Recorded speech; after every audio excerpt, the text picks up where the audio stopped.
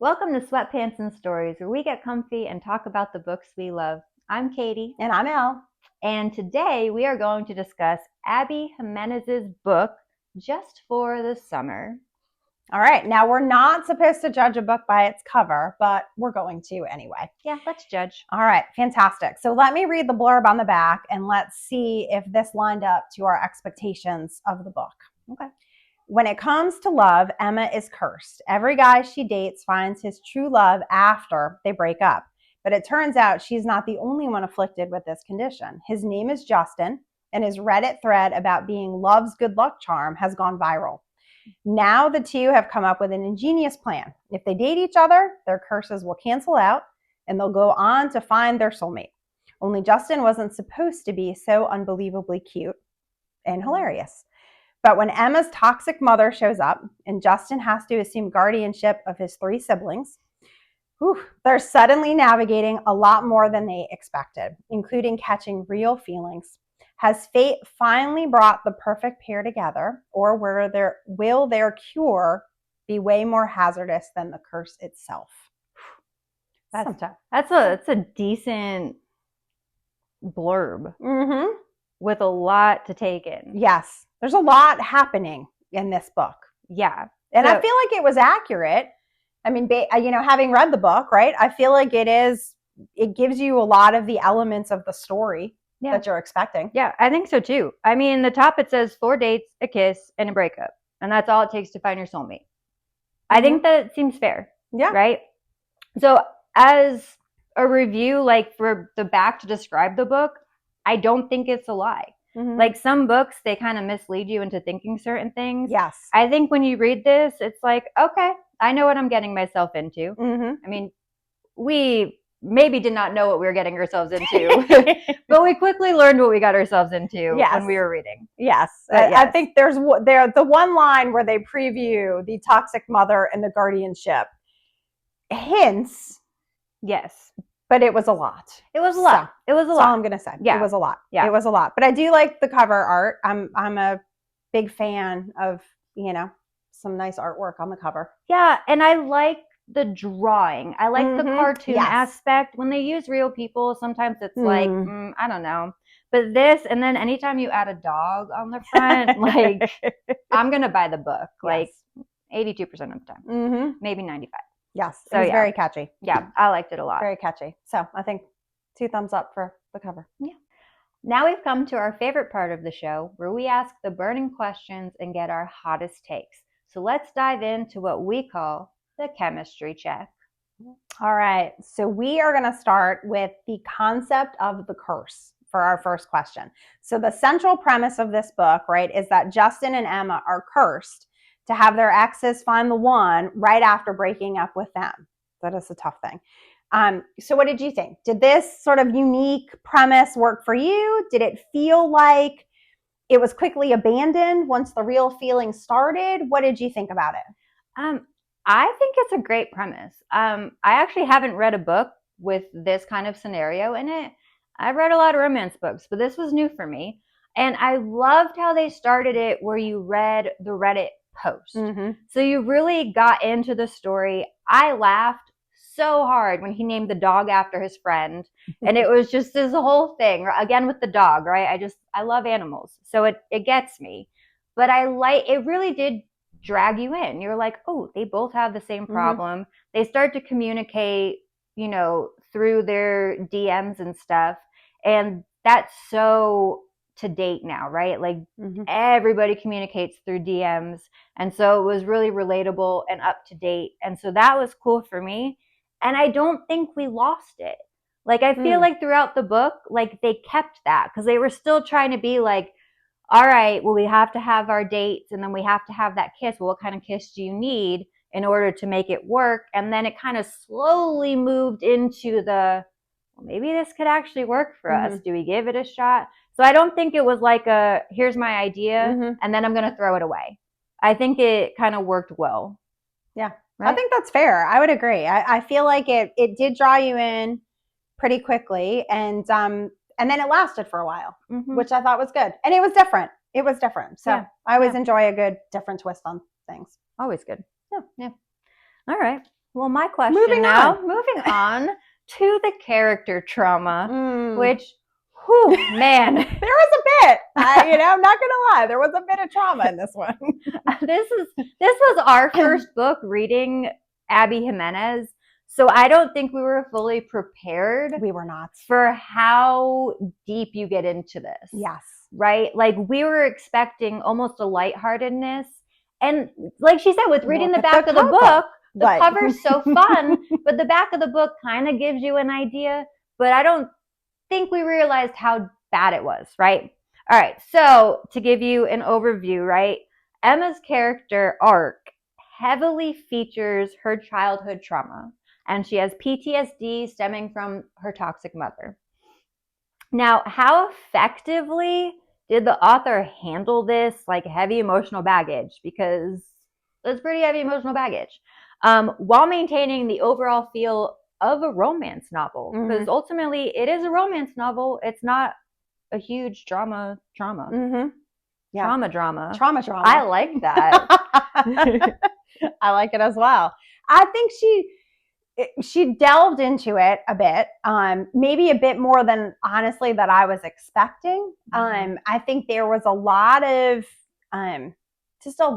conversation about it. A lot of emotion came across. She did a very nice job, though, I think, of portraying that well. I felt it. I felt what she was writing. I felt empathy for the character. I felt, even making, connections, right, in my own space. And so I think she did a really great job with that. I think the hardest part for me was I was just not anticipating that. And so I was thinking it was a bit lighter, and then it was a bit heavy at moments. But I thought she handled it well. I thought she did still weave in the elements of the romance, though. And they were each dealing with something heavy, right? She's dealing with the heaviness of the parent and the terrible childhood situation and in a lack of a familial connection. And then he's dealing with this poor situation of his mother, having to find herself in jail and then dealing with the, raising your siblings, which is another crazy thing. So it felt like they found comfort in each other. And I felt that through the book. But it was pretty heavy. I'm not gonna lie. It was pretty heavy. Yeah. I agree. I mean, I'm reading this and I'm like, oh, these poor people. Like, I don't envy what they're going through. And I felt so bad. Like she wrote it so well. Yes. Because as you're reading it, like you are feeling the emotion and you are really connecting to the characters. So I can't fault her for that because the writing was so well done where it really just, you felt connected to them. And granted, it wasn't connected in a positive way. It was a traumatic way, but you still felt connected. Yeah. So that was good. Agreed. All right. If we switch gears just a little bit, one of the initial obstacles for them in the book, right, and the fact that they're trying to do this pact to break this curse is they're on different paths in life. She is a travel nurse, so she's, parachuting around to different places that need nursing support. And he now is dealing with having to be a guardian to his 3 younger siblings and the stability that requires to stay in one place. So which of these felt like the most significant challenge to their happily ever after? That's a tough one. I feel like, honestly, they both had equal parts, right? Because if I did not read the book and you were to ask me this question, I would have been like, oh, honestly, Justin had it harder because he has to take care of 3 kids who are his siblings. And he was just doing his own thing. He was, living in an apartment with a really bad billboard out the window. So he probably wasn't mad about having to move out of that. But again, which adds the comedy to it. So it kind of breaks up the trauma. But anyway, I would feel like, oh my goodness, this poor man has to now uproot his entire life. Raise 3 kids, one who's so tiny, like that's a huge undertaking. And Emma's just a travel nurse. So I'm like, if she's traveling, she doesn't really have a house. Like, how hard is it just to say, well, I'm going to stay here for a little bit? But then understanding Emma's past and knowing that she needs that. Like, she can't just stay in one place. She needs to go and move around places. And she relies heavily on her best friend.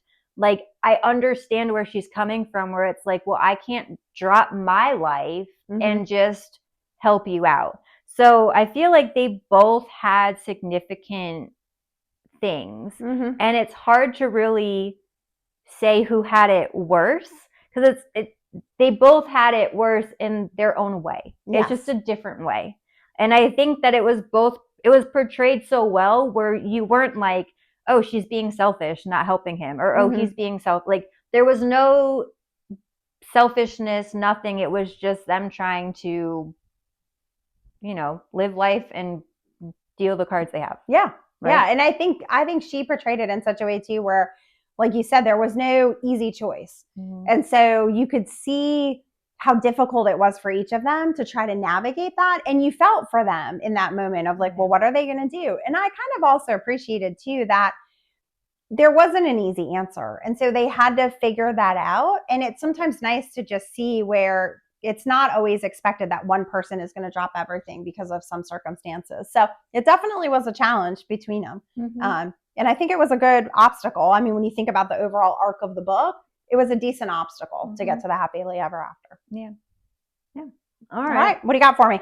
All right. So I have something titled The Green Flag Hero. Ooh. All right. All right, then. So this has to go with Justin, obviously. Makes sense. Yeah. So, with the hero.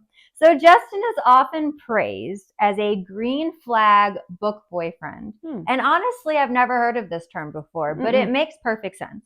So he's kind, communicative, and immediately stepping up for his siblings. Yes. Right? So did this level of perfection make him less believable, or was it a welcome contrast to the messy reality of the plot? That's also another good question. I think he was believable. I mean, I believed him. I think so many of us have different responsibilities in life, and no matter, what sibling you are, I think our older siblings will, react a little more to his plight in life. But I thought he was very believable. I think he was dealing with a lot of situations. He was tackling them. But he was still showing up for her. And trying to make things fun and put in the effort. But I could really feel for him when things got hard and it was challenging to try to be everything to everybody. But he was pretty solid. I mean, he was just a solid stand-up guy. I could see why they call him a green flag hero. Like, there wasn't much, I will say, that he did that I could fault him for, where I would say like, oh, this was, him being really selfish or him being a jerk or something like that. He was actually a pretty stand-up guy. Yeah. So speaking of things that he didn't really do to be like, oh, he's a jerk. The one scene that sticks out for me is when, Emma is very sick. Yes. Oh. So she's very sick.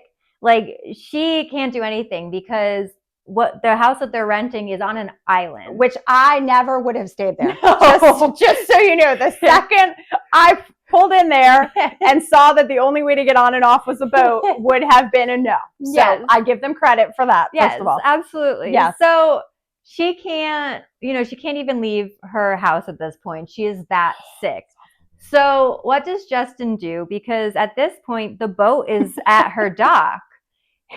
He finds this floaty. What is it, a unicorn floaty? He finds this unicorn floaty and some paddle. And this poor man is paddling across the lake to get to her dock to make sure she's okay. And all I can picture is him just flailing, fighting it. Because then it said it took him over an hour. Yes. And I'm like, oh my God, this poor man. So if you didn't know how good of a man he was, I feel like that alone just kind of proved okay, he's kind of perfect in that way, but he's not realistic. Right. I think there are people who would do that. I would like to think so. I mean, I guess someone would do that.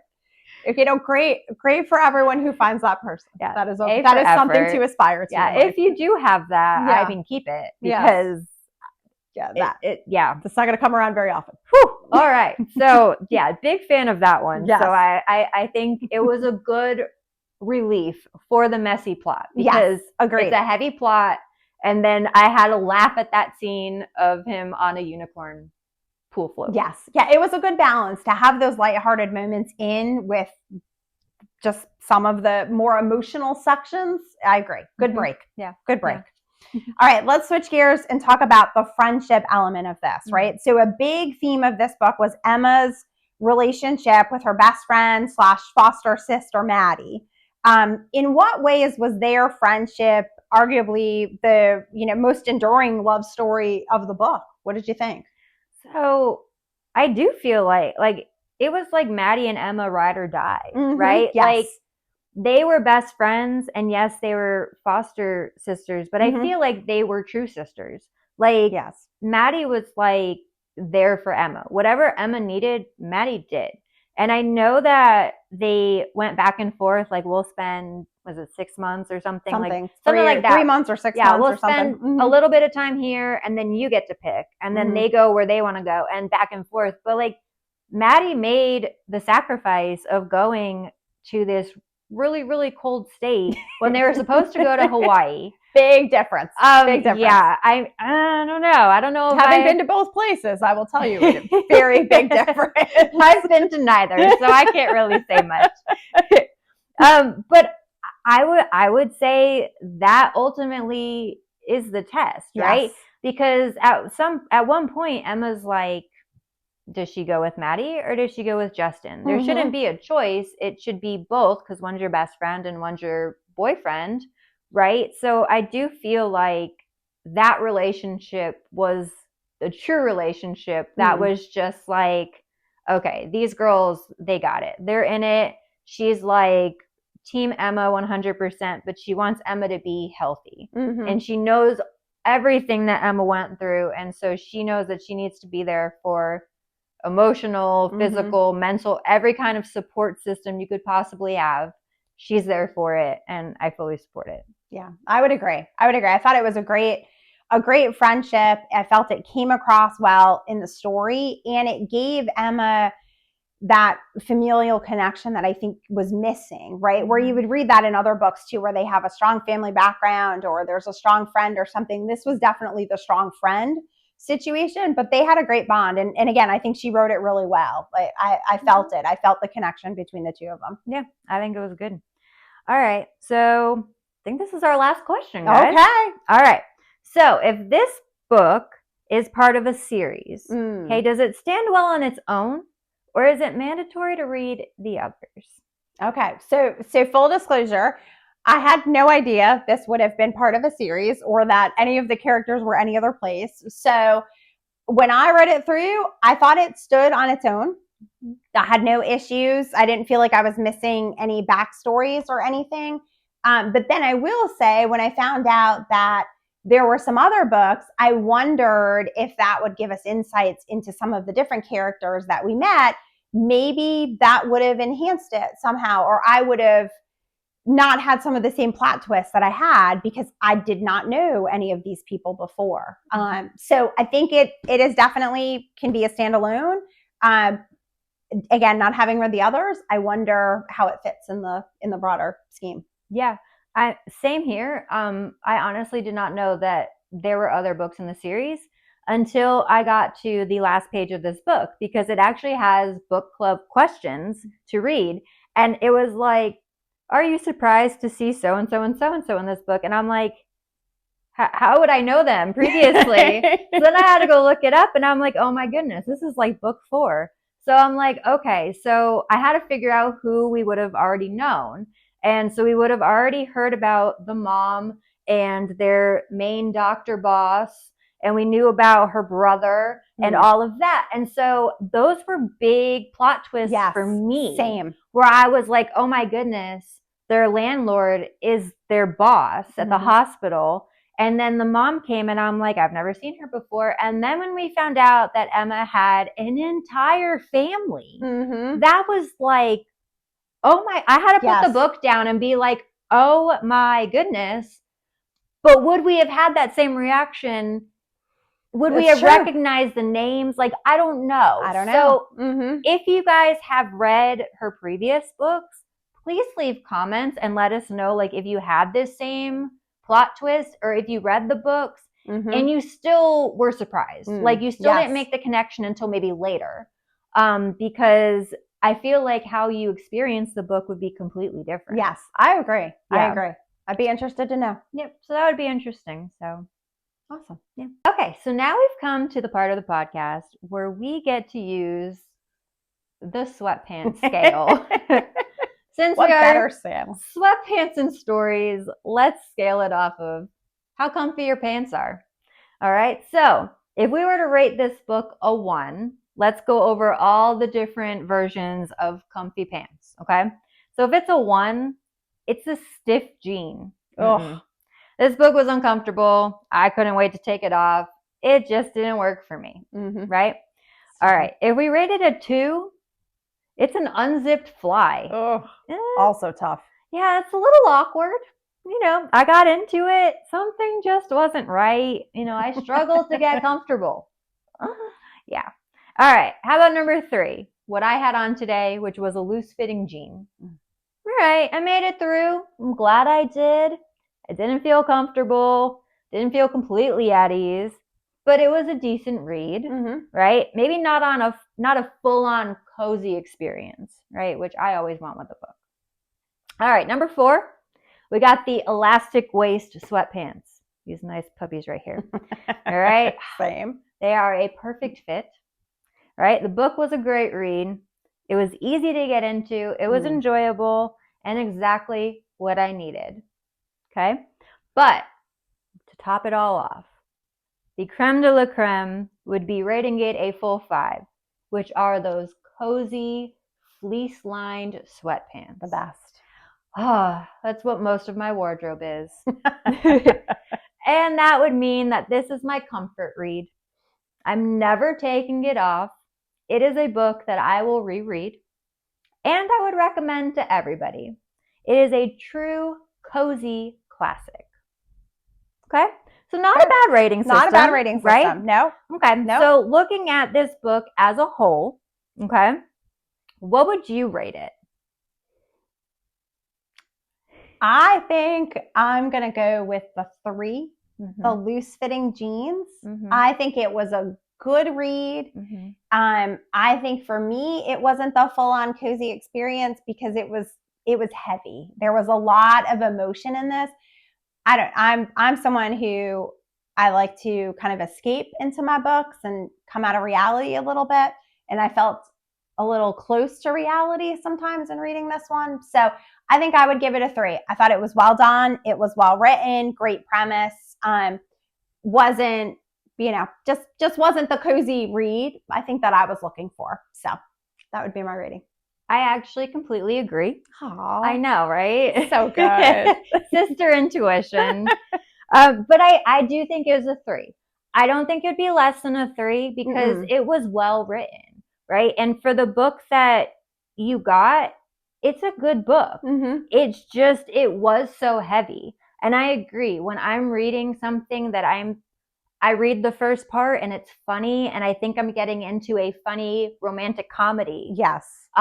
Instead of a Grey's Anatomy traumatic plane crash experience. A lot of angst. Yeah, it was a lot, right? Yeah. So when I'm dealing with a tough day at work and I want to dive into a book and just kind of fall into it, get into their plot, I don't also want to go into their trauma. Yes. Sometimes I need an escape, right? So that's why it's a 3. I think she's a great author. I would probably read more of her books if I was having a great day. Yes. And I was like, maybe I'm too happy. Maybe I just need to take it down a notch. Like no one can be this happy. But yeah, I do think I think it's a solid 3. Yes. Yeah. Solid book. Great book. Overall enjoyed it. Yeah. So. And I would recommend it. Yeah, I would too. If I knew the audience and be like, if you like some drama and maybe a little bit of trauma, if it's not going to if you have any triggers, if you have any PTSD triggers or any sort of anything like that, I would be like, maybe not your book. But if you don't mind that, I would be like, give it a go. Absolutely. Because I've read some books that are poorly written and this was a well-written book. Yes, agreed. So I would support that. Agreed. Yep. It was overall well done and couldn't have said it any better.